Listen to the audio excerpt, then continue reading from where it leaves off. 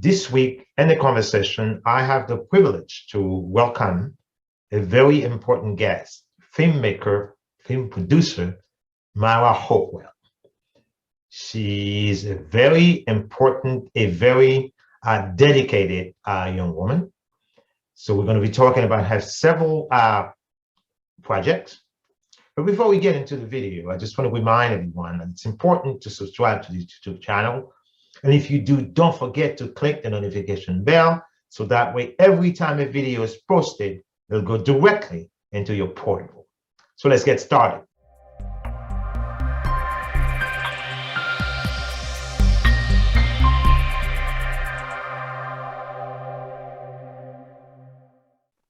Again, my name is Ardain Isma, and I'm here this evening with a very important filmmaker, Mara Hopewell. We're going to be talking about her production and also so many films that she has produced over the years. So to begin with, Mara, welcome to the conversation. Thank you so much. It's good to be here, Dr. Isma. Okay, would you please tell the viewers of CSMS Magazine who is Mara Hopewell? Okay, I guess I am Mara Hopewell, who is very tenacious, but I guess I'm guilty of optimism. So my favorite quote is, "It is better to be guided by your dreams than by your fears." I find that fear is something that can hold people back, but it could also tear it down. So it's like hope and love and kindness tend to be greater superpowers. Beautiful. Because it lifts you up, it lifts everyone up. I served in the military. Okay. And so I served in Kuwait, was the main base we went in to ship supplies into Iraq. Okay. And I learned from that, coming back from that war zone, life is really short. And it doesn't matter if your life is at home or if your life is in a really difficult place. Every millisecond counts. And we can either use it for things like fear that tear us down, or we can use it for like love and kindness that builds us up and builds others up. That's right. That's correct. Mm-hmm. Yeah. And so that's kind of like what it became like, I guess, instead of a military mission, like my life mission, to try to spend the rest of my life doing that as much as I can for myself and for others.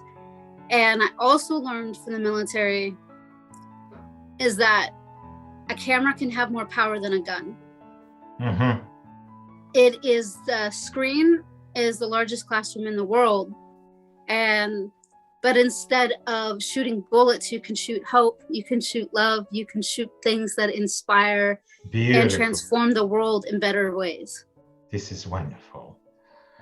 Was that where the idea of becoming a filmmaker came from? I wish I could say yes, something that profound, but I think it was something that I was born. It was to not tell a story was not to breathe, is like my lungs. So before I learned how I with my imagination and act them out on the schoolyard. And so I was like the weird child talking to myself, knowing that there was nobody there, but it was a story inside of me that had to come out and I had to share it. Okay. And then when I was able to write, I learned penmanship and letters. I was able to take those ideas and put them in a more profound way that I can communicate them better so that other people could share the story with me. Beautiful. And then that became like my heart. So now my lungs were breathing and my heart was pumping. And then like directing was just like my brain, you know, being able to have the vision and carry that from the page all the way through, work with different teams and be able to share my mind with other people. And so like different aspects of storytelling and filmmaking became like my major vital organs. And so a lot of times you hear, like when you're going to film school or when you're on set, Are you a writer? Are you an actress? Are you a director? What are you? And you have to be that one thing. And I would get anxiety because I couldn't answer. Okay. And they would say, well, then you're not really a storyteller. And I would say, are we going to ask somebody to choose between their lungs, between their heart, between their mind? And we would never take an organ away from someone that they need to survive, because all of it makes you you, and it makes you thrive. Okay. And that's what storytelling is for me. And so I like to explore, whether it be film or games or movies or music, all these aspects of stories, of the things that happen into the unconscious, and how we share my unconscious to you and your unconscious to me, and then spread that to a greater degree. And so that, to me, is stories is like the writing of humanity's song. Okay, that's a great quote. I'm just going to keep that. Listen, Mara, I know to be a filmmaker, you have to have also what you call the logistic to support it. Yes. Not the first filmmaker that that I've interviewed in this show, but there's something they all tell me. It's not easy to put together a movie, film, even if it's a short film. Yes. You need good actors. You need money. You need locations. Now, was that the same thing for you, Mara, when you started doing this? Oh, it's 100% true that the more quality resources you have, the greater quality team you have, the greater story you can tell. But I also like the philosophy of, I saw like this quote from Robert Rodriguez, who's one of my favorite storytellers, talked about that a lot of times we don't have the right resources or the right money, and we're afraid of failing. It goes back to that fear. If we don't do it perfectly, if we don't do it right, and I'm guilty of somebody who likes things to be perfect and right, and to be the highest quality. When we don't have those, we keep ourselves from doing. Okay. And then when we keep ourselves from doing, we've already failed. Nothing has happened. Okay. So, you know, it's like, so then he said, just take what you have, and sometimes you just write according to the resources you already have. And if you look around you, you'll realize that tree outside of that park could actually be rewritten. Instead of that big wondrous desert, it could be that tree. Instead of having a 400 screaming crowd, you can have a soundtrack of a screaming crowd that gets inside your mind. And so sometimes if you know the story you want to tell, if you know what you're really trying to convey to another person with your art, you could always transform what's around you to make that work. And then you don't have to worry about not getting started, and you don't have to worry about if you only have $5 in your pocket, or if you have 5,000.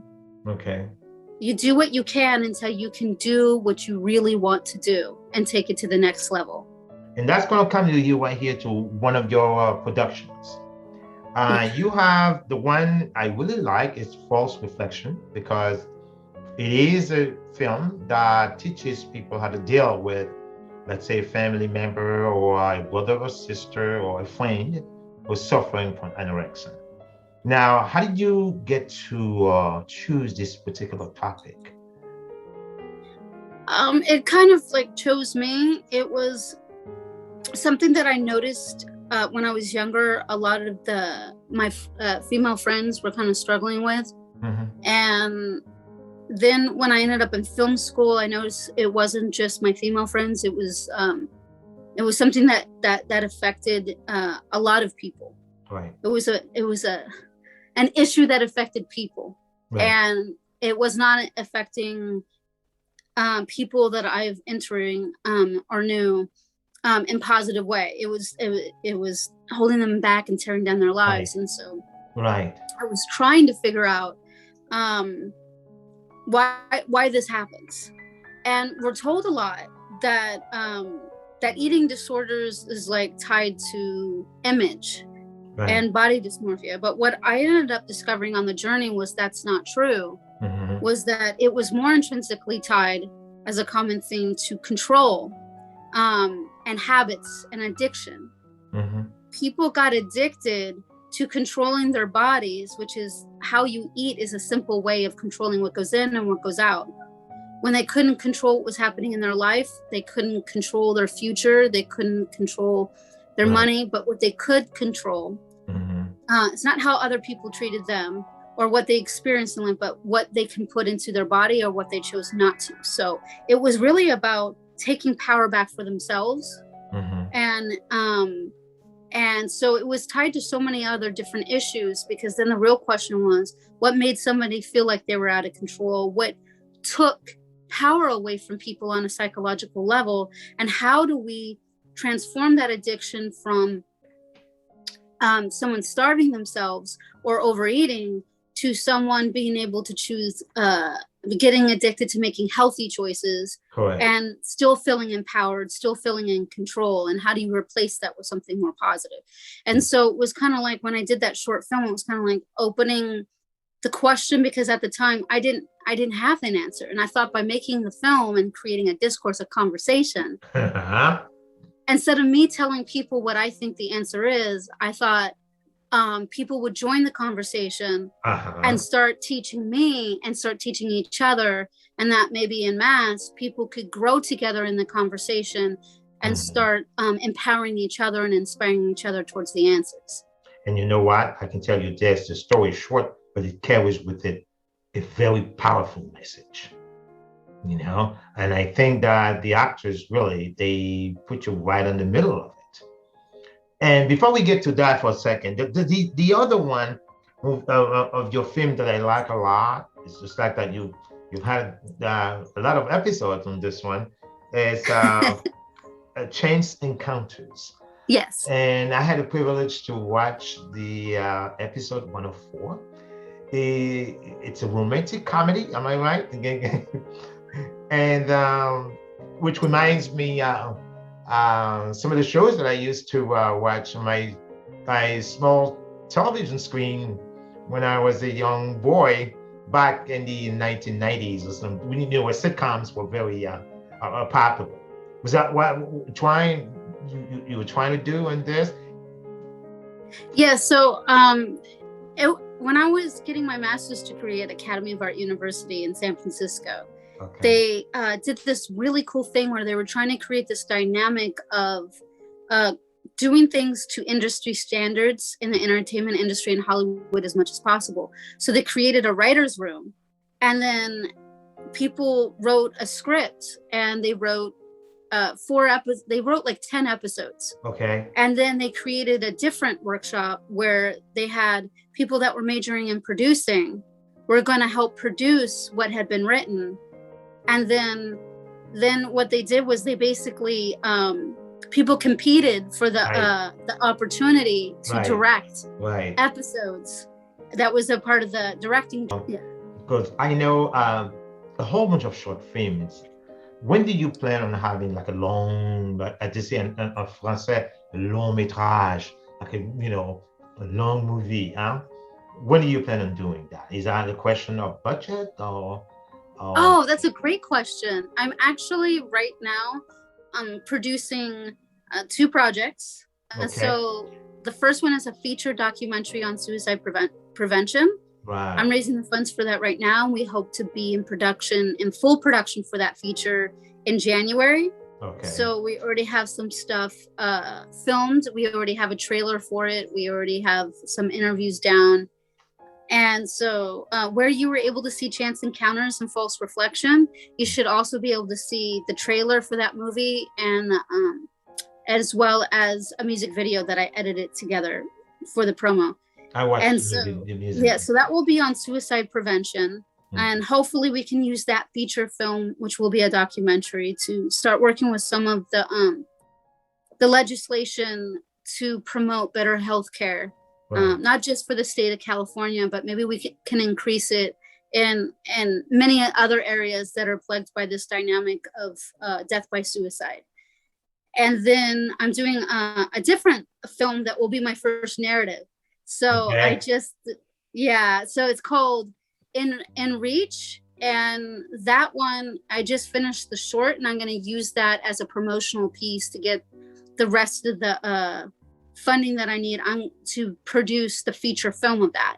And that one is about a married couple who they are at the end of the ropes, and they pretty much are ready for divorce, but they're hoping that if they get neurologically connected with each other, maybe they'll better communicate and understand each other.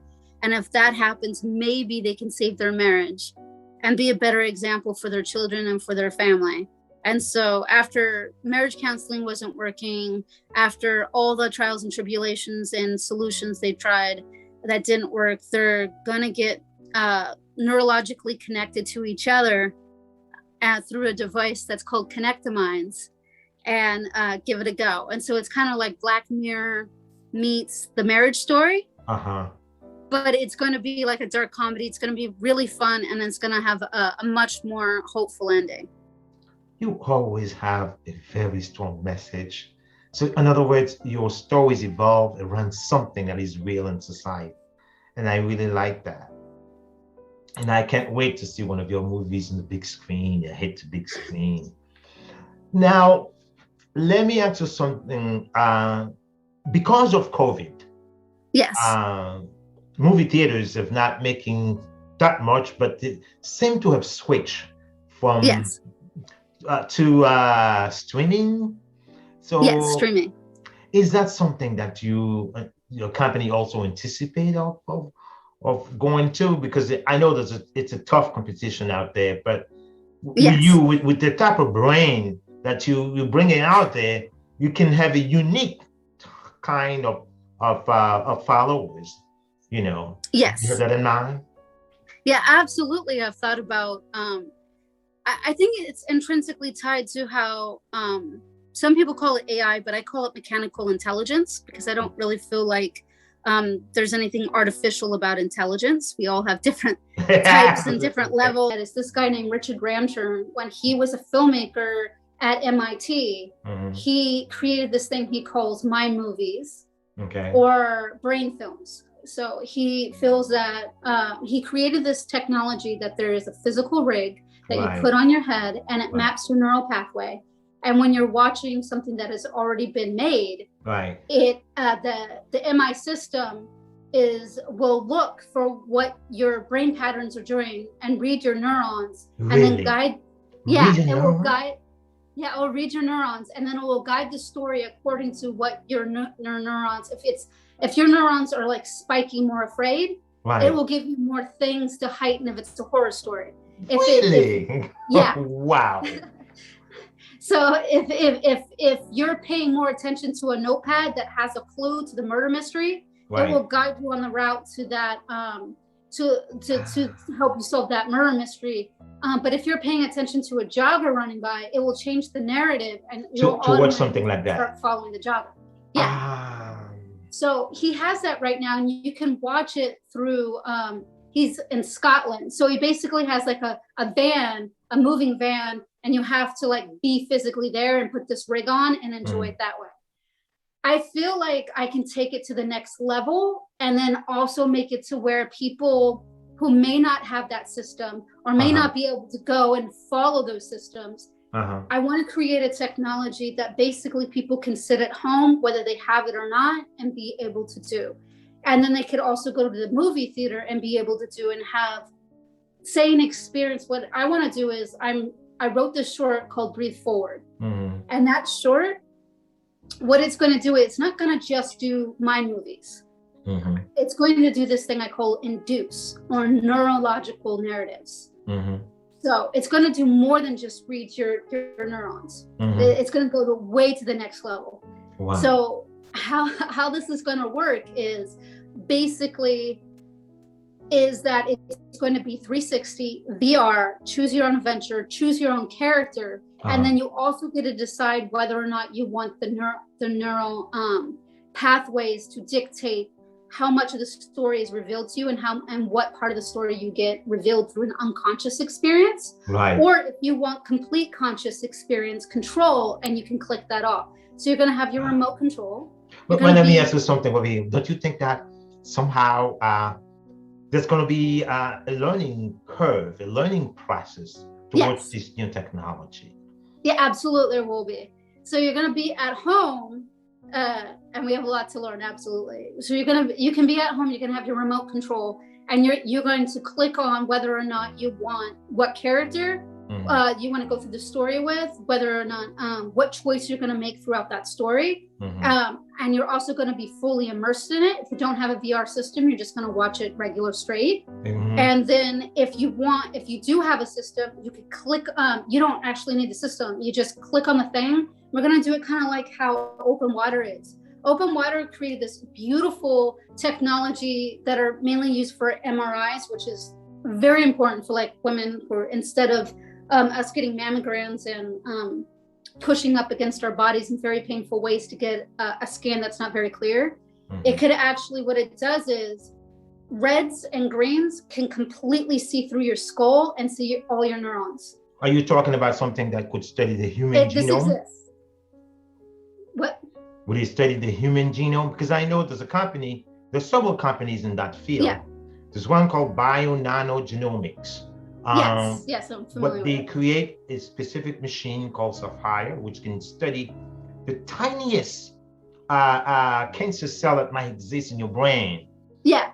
You know, this is technology at the cutting edge. Is that exactly where we headed? That's just right, because there's several conferences endorsed by one of the most prestigious universities here, including Harvard, Princeton, you know, on that subject. You know, Yes. Is that where also in the movie industry, is this exactly where we headed? Okay. Right now, the movie industry is doing what it always does and is not headed for anything. It just sits there and waits. And then what I'm doing is I feel like if we're not getting ahead of these things, people are going to be left behind. And I don't want to leave anyone behind. And I feel this way about stories as well, because stories really, they're the map of the human song. Okay. You know, they're the stories are the entire blueprint of human existence. What we learn, how we grow, how we evolve. And so I think that it's important to be ahead of these things. And so, yes, they can actually look at your neurons, and some of them could actually have found ways to rewrite the neuron. But what we want to do at Working Stained Glass Films and with Hopewell Industries Entertainment, High Entertainment, is that we want to be able to take a story like Breathe Forward, be able with the colors, like with reds, you can completely see in. So you could be sitting at home on your TV, you could be watching it with your clicker and it will flash. You can be on your phone. So you don't need any like new technology. If you have an LED, which is basically most people have with their all their systems these days, it will flash these colors, and it will read your information. It will scan your information, and then it will change the narrative according to the scan. And it could also, if you choose for that not, because you want to be fully controlled, you just push the button which way it can go. And then I want to create a theater in town, and then I want to spread them to where instead of you just sitting at home and doing this on your own, or maybe doing it on the internet, inviting other people to link in with their games and their friends. People could also go to a theater in their hometown and have the same experience as a group and watch each other change the narrative as a community family. Okay. And then see what it does. And so that's so now, they have okay. Now I understand, Mara. Yeah. You have to have a very impeccable team with you to do that. Obviously, these are brilliant ideas. To put that into practice, it has to be studied, because I also teach research methods. And this is something I'm gonna have to explore also, because these are new things that you, and I'm pretty sure that our viewers will ultimately learn a lot from your information tonight. My question is the two sides in research. You also have to have funding for something like that. To where do you go at this point to create the proper funding necessary to make this beautiful thing that you just described possible? Okay, so sometimes people can just raise enough money that they have personally. So I would say the most successful people who wish to do something like that would automatically already have, like, say, $100 million in their pocket to spend. I'm obviously not one of those people. So I got blessed with knowing a couple of engineers that work from different levels of engineering. This is those who are working with software engineering, those that are working with mechanical engineering, those that are working with other neurological engineering, which is a very new field. And so they were excited about this, and they volunteered themselves to help my company kind of create this technology. Right. And then we have other people that are fully aware of that it's new, what that might mean, that they want to try it out, and they want to be a part of that process. Now, of course, you can't just go in and start doing everything kind of guerrilla style. And you have to get permits, you have to try to get approvals. And so what we want to do is, personally, right now the filmmakers and the engineers are the people that are testing this out on themselves voluntarily. Once we have it mapped out to a certain point, we will be able to go after a lot heavier investors when we show them that the technology is viable. So when you go after money, especially the big money that you need, if you're new and you haven't proven yourself in any way, there's no way that they're going to take a chance on you and risk on you. Let's take somebody like Bezos. Jeff Bezos started Amazon, which was originally an online book company. When he first got the money for that, the people that gave him the money was actually his family, his parents. Who already, they said, Jeff, we don't think that this thing is going to work, and we're not giving you this money because we believe in this. We're doing this because we believe in you. So in the beginning, when you're starting new things like this, and you haven't built yourself up to a reputable point, you start off with getting the resources from yourself and then from people who already know you and trust you and believe in you. I know you're working in a documentary. Yes, and absolutely. Which set to be released sometime next year. It will be, we're going to go into production in January, and then we're going to be have it fully filmed by next year. And then we're looking for festivals and for award seasons about 2023.